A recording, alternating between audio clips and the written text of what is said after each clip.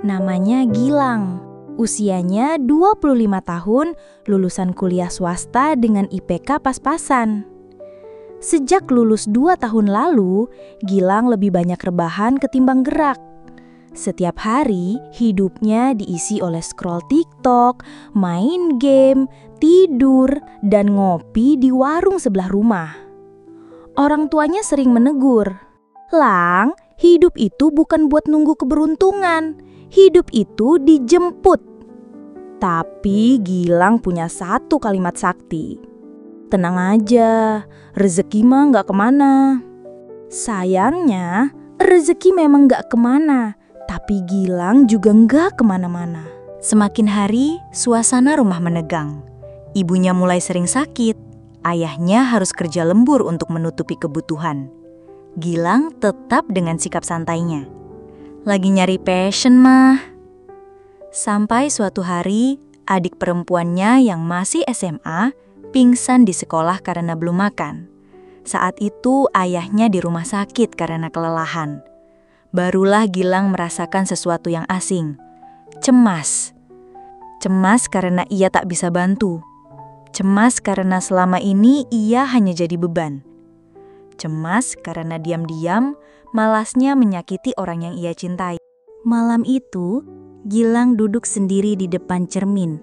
Bukan untuk selfie, tapi menatap wajah yang asing. Wajah yang tidak pernah bertanggung jawab. Ia teringat ucapan ibunya. "Bukan soal sukses, Lang, tapi soal kamu mau bergerak atau tidak." Gilang membuka laptop yang sudah berdebu. Ia mulai nonton video tutorial, buka lowongan kerja, dan untuk pertama kalinya membuat CV. Keesokan harinya, ia bangun pagi. Tanpa drama, tanpa alasan. Ia melamar kerja jadi barista di sebuah kedai kopi. Ia tahu, ini bukan pekerjaan bergengsi, tapi ini adalah langkah pertama setelah tidur panjang. Dari barista, Gilang belajar disiplin, pelayanan, dan rasa percaya diri. Ia mulai mengambil kursus online digital marketing di malam hari. Setelah 6 bulan, ia punya cukup skill untuk apply kerja di startup kecil. Hari itu, ia menerima email. "Selamat, Anda diterima sebagai social media officer." Gilang memeluk ibunya sambil menangis.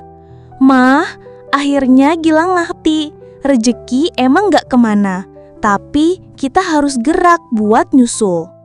Kini, Gilang menjadi inspirasi bagi tetangganya yang dulu sering menyepelekannya.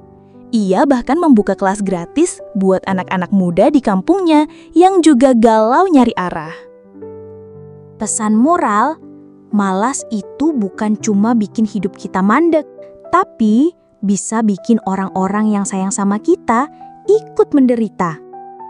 Bukan soal jadi kaya atau punya jabatan tinggi, tapi soal berani bergerak, berani mulai, dan gak terus-terusan cari alasan.